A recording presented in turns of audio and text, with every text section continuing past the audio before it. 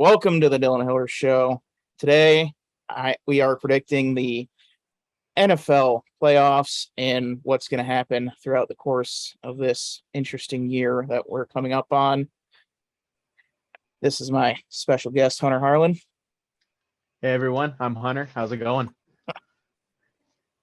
All right. So let's get down to brass tacks. We'll go with All my right. favorite division of all time, probably because it has my favorite team, the AFC East. Who you got? Coming out of the AFC East, I had Buffalo finishing with a record of 14-3. I actually had them as the only team in the division going into the playoffs. Hurtful. Very hurtful. I actually have Buffalo as well, and I was far more generous with Buffalo. I got them sitting at 16-1. Wow. I'm sure you can guess what the win-loss is. I can probably guess, yeah. Yeah, I got them losing at New England, and I double-checked the schedule because it looks so weird. I'm like, I don't see another loss there. Yeah. So, and I do have New England sitting at 13-4 in the wild card slot. Wild card slot. I had Miami, I think division-wise, like division record-wise, finished at 8-9, just behind Buffalo, and then New England was 8-9 as well, just with a 2-4 division record.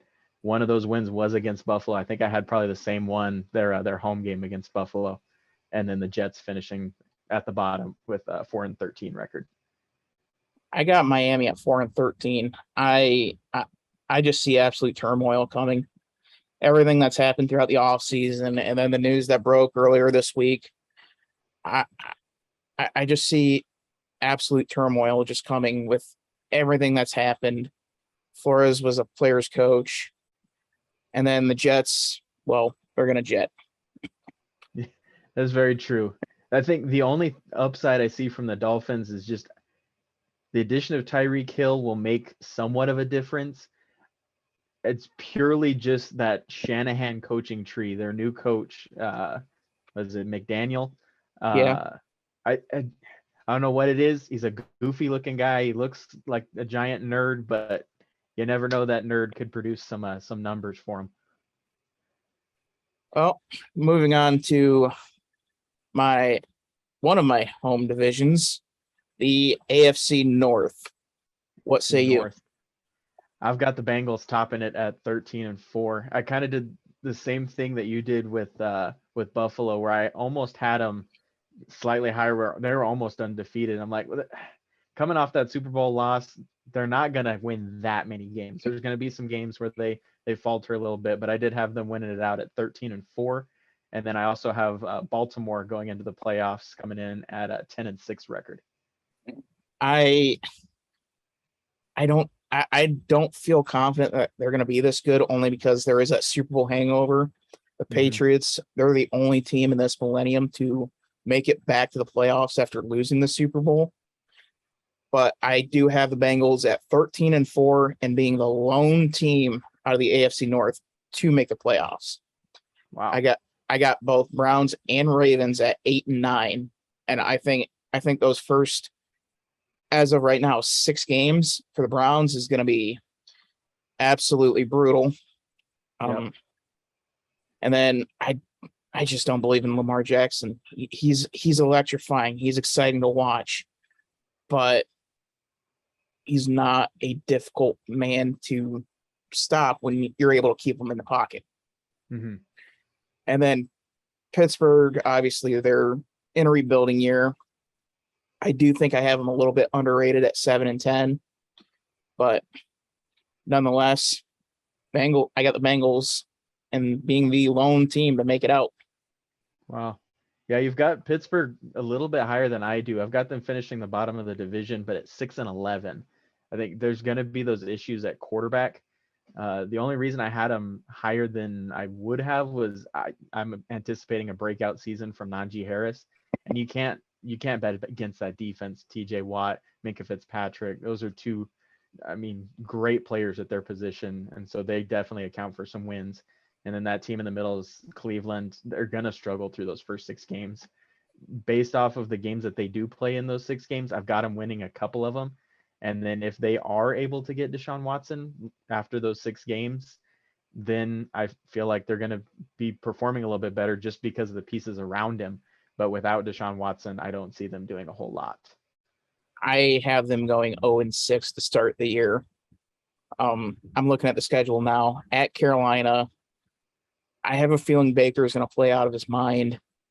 Yep. And he's either going to pop off for 5-6 touchdowns, or he's going to force everything and play like crap. Yep. And then I have the Jets beating them, Pittsburgh, and then Atlanta at home in Atlanta, because I have a weird feeling with Atlanta, even though even though I don't have them doing very well after that. But nonetheless, and then they got the Chargers and the Patriots, and they have Jacoby Brissett starting, and when you play when the Patriots play a former Patriot quarterback, it usually doesn't go well for the former. Yep. So then we have the AFC South, and I have the Colts being the lone team out of there at 13-4. Wow. That's definitely higher than I had them. Matt Ryan's a great quarterback. I think he'll do well there. I just think they're missing a few more pieces. I've got them going 9-8 and missing the playoffs. I actually have the lone team out of that division making it as the Titans at 11-6. I think they'll struggle, but between Derrick Henry and then that defense is still, it's not what it used to be, but it's still pretty good. I've got them as the worst division leader, but I do still have them coming out of that division with the Colts right behind them at 9-8. In second place, I actually have Jacksonville at 9-8. Oh, wow. Doug Peterson's in there. Trevor Lawrence finally has a professional coach who is not Sparta kicking kickers.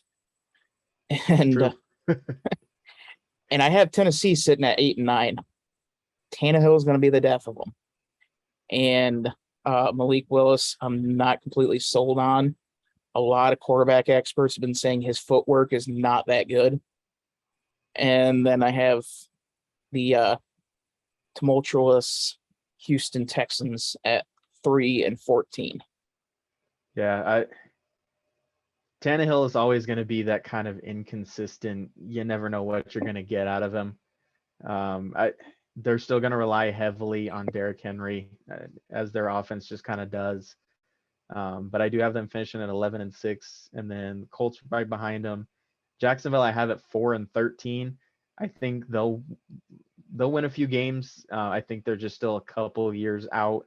I'm going to give them probably another year before Trevor Lawrence takes off and Doug Peterson's able to do well with them. And then the Texans, I don't have them doing hardly anything. I have no faith out of their defense, out of their offense, any of it. I've got them going 1-16.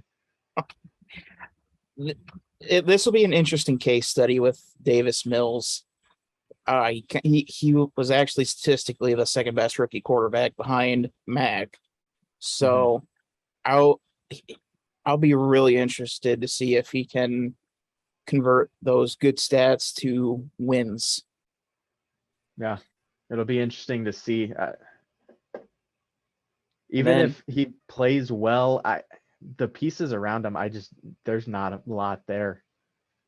Yeah, it looks like he's going to get David Card. Just nothing there. He's got talent, but there's nothing there. Nothing there. And then we got the Wild, Wild West. What say you? As a Broncos fan, I've got hope for the first time in years, but that hope did not work out well. I've got the Chargers at 14-3 leading it. I've got the Chiefs coming out as the 5th seed at 13-4, and then the Broncos at 6th seed at 12-5, and then the Raiders missing it just barely as the 8th seed at 10-7. Well, It appears I have more hope in your team than you do. I got the Broncos sitting one game behind Buffalo at 15-2. Wow. And then I have the Chargers at 12-5.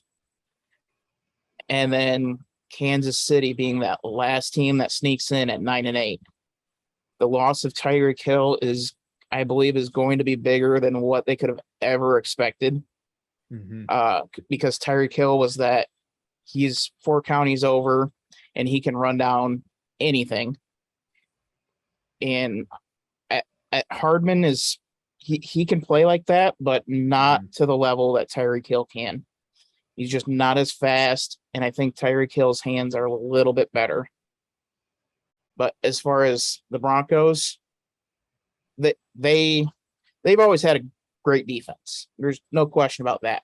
But for the first time since the year before their Super Bowl run, they have a good quarterback and a competent head coach.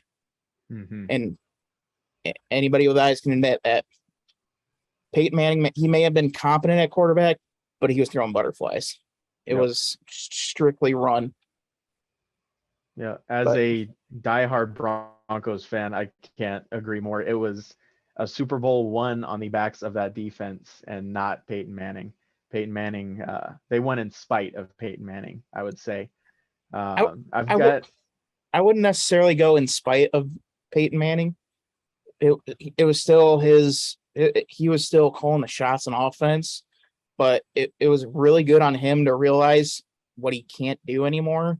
So he just didn't do it, on top of setting up the blocking protections, knowing exactly where he wants the backs to go in that run game.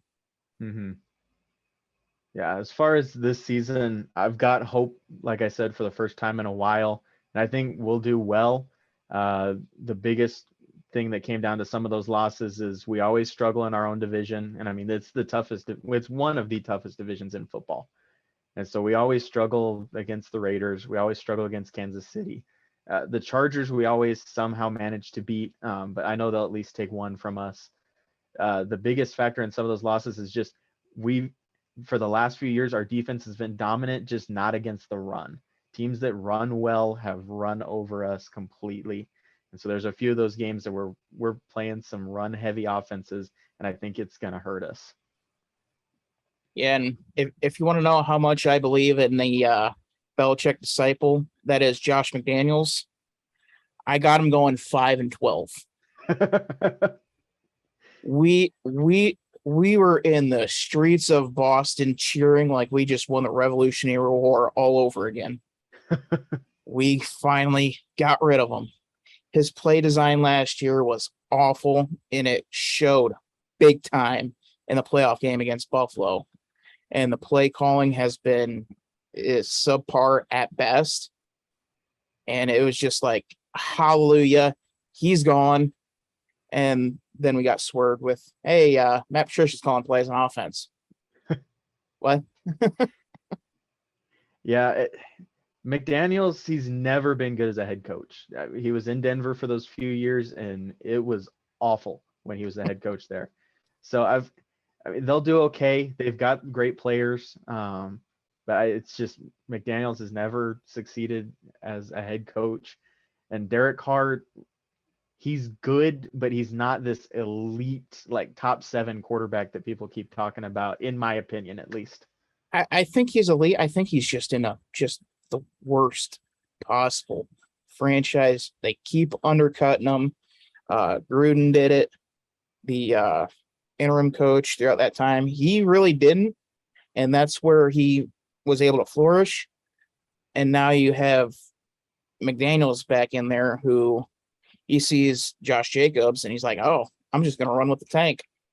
And then on top of that, you have Devontae Adams, who, now that Derek Carr has a top receiver again, there's also that fear of he's going to get tunnel vision. And that happened when he had Amari Cooper. But ever since he didn't have that dominant receiver, and your top receivers were Henry Ruggs and Hunter Renfrow, and then you got Darren Waller in the middle. That's where you kind of saw that he spread the ball out, bam, boom, bam, boom. And then you really saw it when Henry Ruggs was no longer available, and he was really able to spread the ball around. They worked off play action very well.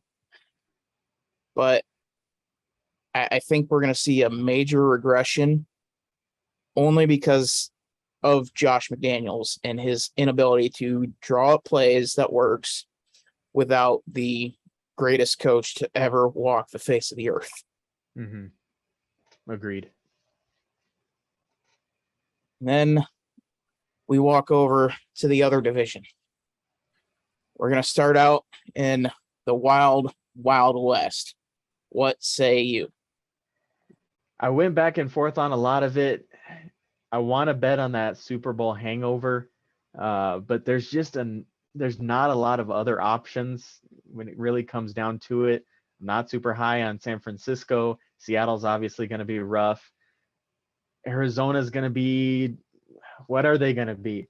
So I've got the Rams still topping that division at 14-3, and then the Cardinals coming out as the 6th seed in the wild card at 11-6.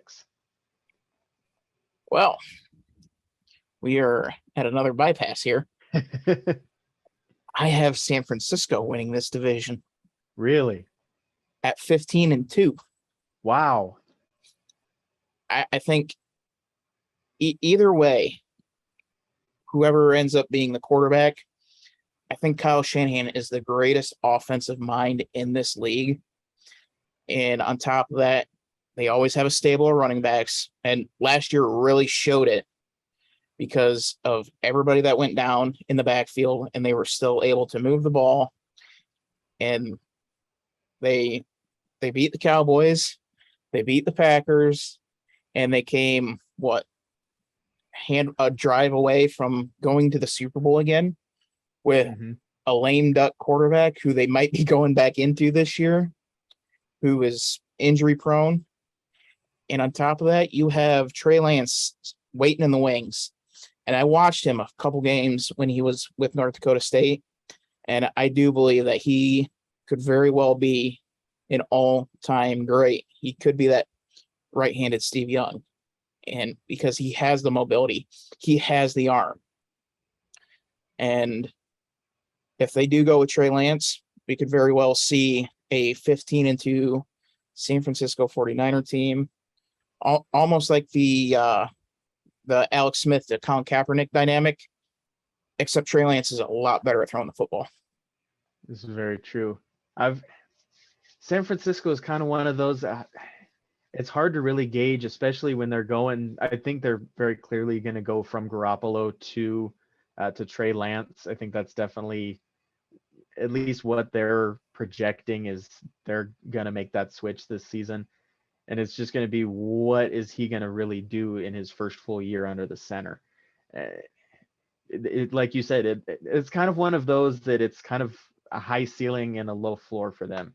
They could be down there where I have them at like 7-10, or they could be up there where you have them at 15-2. It's all going to depend on how Trey Lance performs. And I agree with you. I think he's going to be a really good I think he was definitely one of the top quarterbacks for me coming out of that class. So it's just going to come down to what he really does this season. And there's also I don't know if it's an old saying, but in my experience, if someone as smart as Kyle Shanahan wants this guy, he's probably pretty good. Yep. Which is why I was beyond upset when the Patriots picked up Tyquan Thornton over George Pickens, and George Pickens ends up in Pittsburgh like 4 picks later. And we all know the lineage that Pittsburgh's had with wide receivers. Yep. And the lineage New England has had with wide receivers. Yeah, exactly. And let's dive into the NFC South. I think we're on the same page here. Tampa Bay? Yeah, Tampa Bay. I wanted to not put them at the top just because they lost some of those pieces. Some of them retired. You can't bet against Tom Brady. You really can't. And so I've got them as the one team coming out of the division at 12-4. I have them at 14-3. Okay, yeah. The division is very weak. I have New Orleans. They don't even they're at 7-9, and then both Atlanta and Carolina at 3-14. Um, it they're just taking advantage of a really weak division, and that's what Brady's really good at. Yep. And so, not much of a contest. Kyle Trask will be getting playing time in the back end of the year. Yeah, I definitely agree. There's not a whole lot of other choices to come out of that division. The Saints, I've got them at 7-10. They'll be okay, but they've got some questions still. Carolina's at 4-13. There's not a whole lot of talent down there. They've got a quarterback battle, and there's the old saying, if you've got two quarterbacks, you've got no quarterbacks. If you don't have that one for sure starter, you don't have a quarterback. And then Atlanta, it's kind of the same thing as Houston. There's just not a lot down there anymore. And so I've got them at 1-16. Then on to the NFC North, and I'm almost positive we're going to disagree. Probably. I didn't even look until just now on what I had, because I just went, like I said, I went team by team. Yeah. And the way it is, it's like a little bit further down and out of my line of sight. And I just realized what I had done, but we'll go with you first. I went back and forth on who I thought was going to win this division. Green Bay is always at the top, but I don't think they'll be as good as they have been just because they lost Devontae Adams. There's not a whole lot of receiver talent up there. They've got receivers. It's just, we don't know what we're going to get out of them. They've still got Aaron Jones. They've still got their defense, but they lost a few pieces. Minnesota's intriguing to me this year. They've got a good offense. Kirk Cousins is going to be Kirk Cousins, but I like Justin Jefferson. They've got Dalvin Cook. They've got Adam Thielen, who I've been high on his entire career. And that defense added some pieces that I really like, especially Zadarius Smith from the Packers. I went back and forth, but I've still got the Packers winning the division at 14-3, and then the Vikings right behind them at 12-5. I just realized there was one game missing from an NFC East team or North team, but and it completely messed up my playoff bracket. But so I'm gonna start from bottom to top, because this is absolutely insane. So at the bottom, I have the Bears sitting at 8-9, completely dependent on Justin Fields and his ability to progress and go to that second read. Yep. And just added to the playoffs because of a missed game. The Minnesota Vikings sitting at 9-8. Wow. And then at the second place, sitting at 10-7, I have the Green Bay Packers at 10-7. Wow. Which leaves the Detroit Lions winning the North. Wow. I'm not sure how I came to that, but it's just going game by game and just kind of seeing where the schedule lines up and what they now have. And it's not far-fetched. The Coach Nutcase is actually working out up there in Detroit. And he's really brought a culture to it, and they have a really strong run game in Charles and Swift. And I think Detroit wins the North. That's actually interesting. I've got them at the bottom. I could see it. My biggest thing is Jared Goff, I've never been high on. He produced some wins for him last year. I do like the pieces around him that they've got. Ahmad St. Brown, like you said, the running backs that they've got. TJ Hawkinson, I'm huge on, one of my favorite tight ends in the league. For me, their biggest thing is Jared Goff, and I just don't know if they're going to fully commit to Jared Goff or if they're going to be looking to a quarterback in next year's draft. I am so far in on Jared Goff. I think he's been getting a very bad rap. He is much better than what people say that he is. It was just a matter of getting settled, working with in an entirely new system with an entirely new coach, and working with people that isn't quite at the level that he was used to in LA. And we saw once he kind of got his bearings under him, then he started rattling off some big wins. And now he's got a whole nother year under the system. And now he knows what to expect now.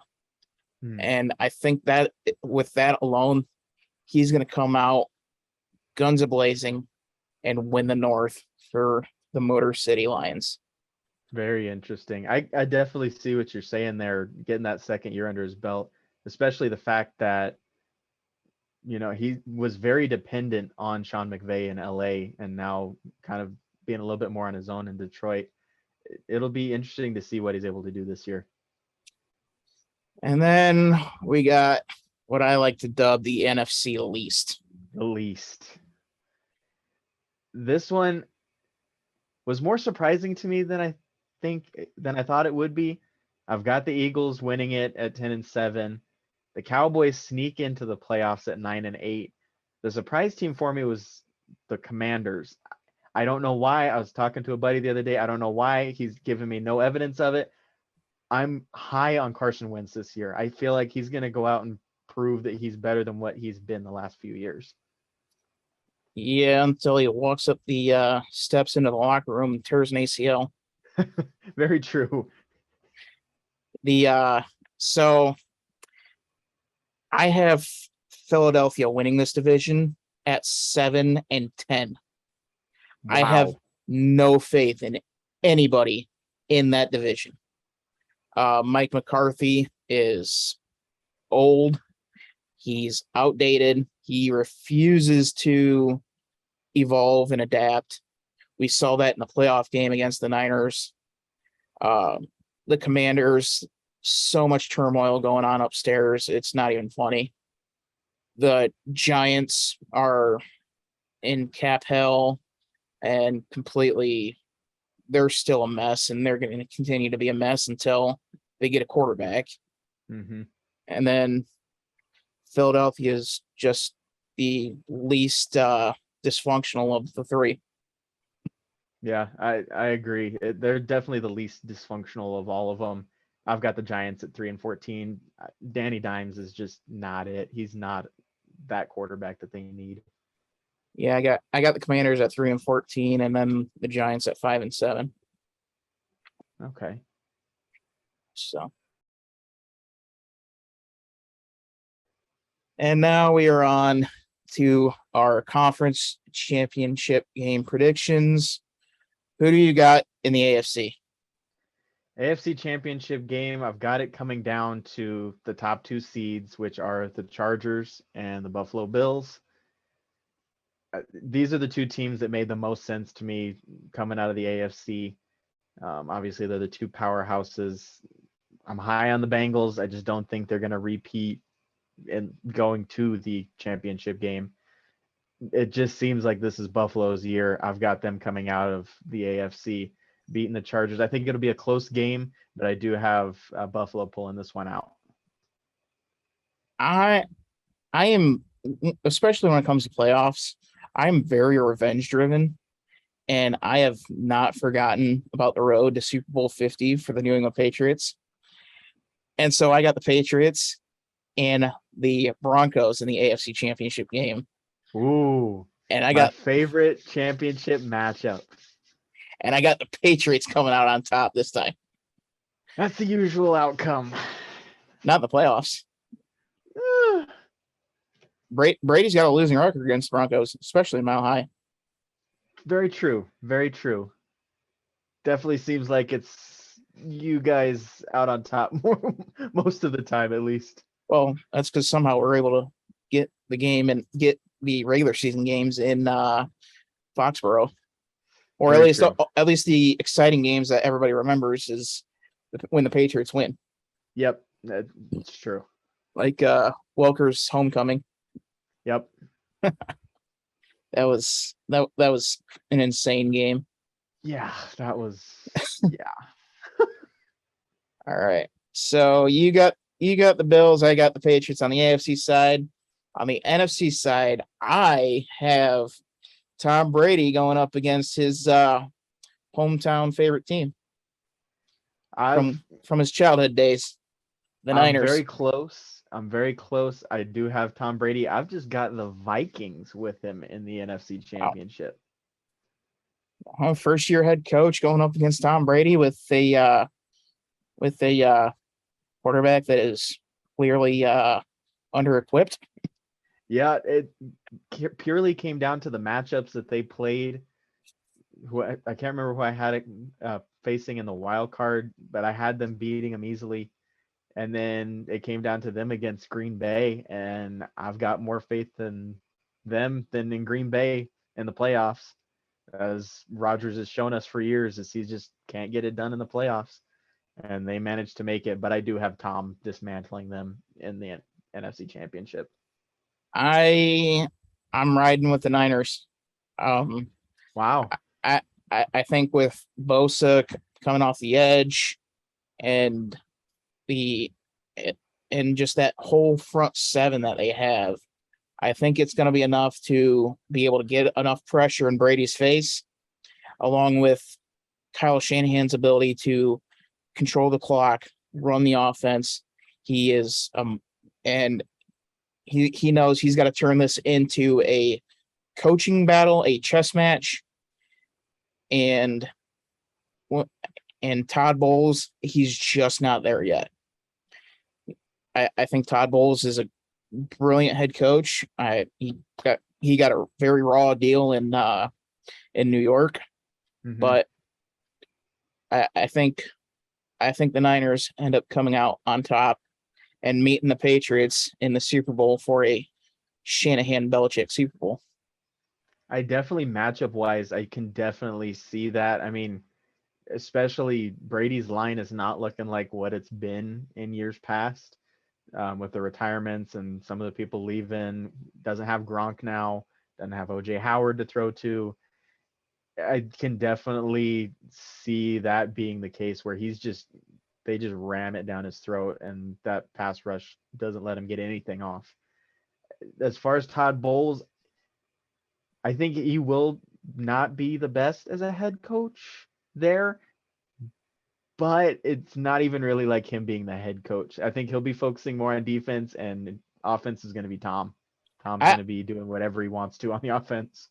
I actually think that Todd Bowles is going to be far more successful, even post Brady, than Bruce Arians would have.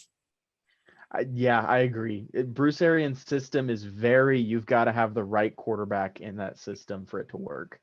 And on top of that, Todd Bowles, he's a bit more strict. He's a bit more attention to detail than what Arians is.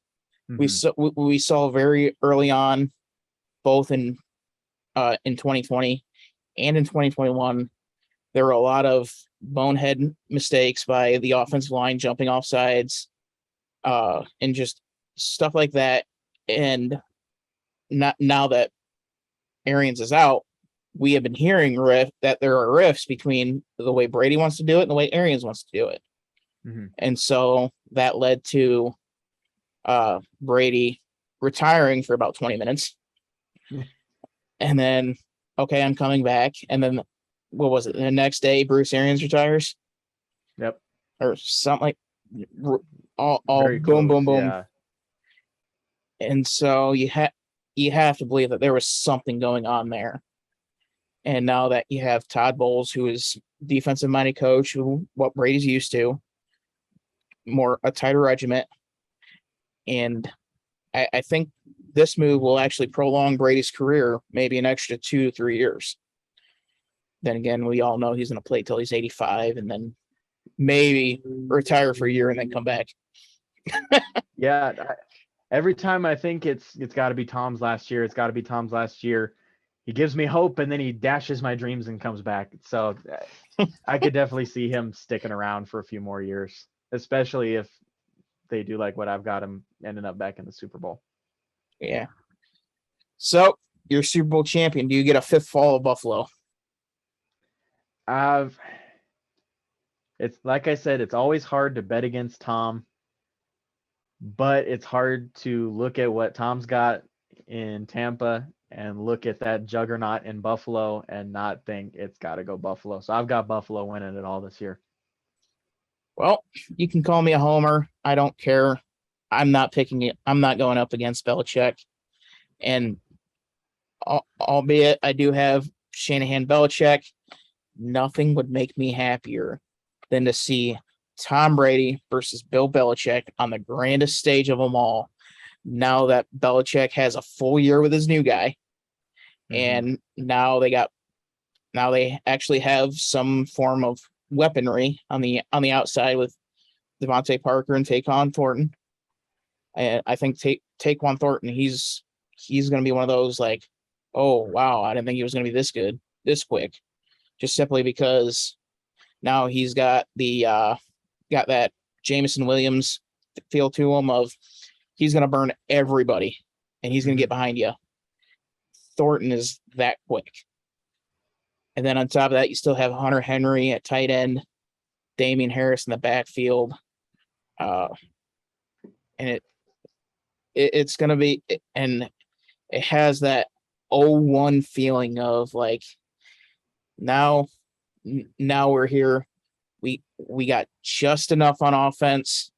The defense is going to be just fine. We now got a lockdown corner again and Malcolm Butler, who obviously didn't do too much in Tennessee, but he's back to where he was great at. And I expect nothing less out of Malcolm Butler. Belichick's done very well with letting players go off, get their money, and then bring them back for pennies on the dollar. And they're back to being productive. Nothing's going to change there. That's one thing I've always commended Belichick on, is he can tell and see when he's gotten the most out of a player, when it's time to ship him off, and who's that player that he needs that is going to fit what he needs perfectly. That's why he's the greatest coach of all time, is he knows what he needs and he knows which player is going to be able to fill that need. And don't be surprised if there's some moves made before the trade deadline in the NFL with Belichick. He is one of those silent assassins when it comes to making those moves, whether it's via trading or signing somebody up off the street. I mean, for goodness sake, Benjamin Watson was a lead receiver one year that we went to the AFC Championship game and came one play away from going to the Super Bowl and beating the crap out of the Bears. Yep. So it'll be very interesting to see. I'm very excited for this upcoming season, and we will see you next time on the Dylan Hodder Show.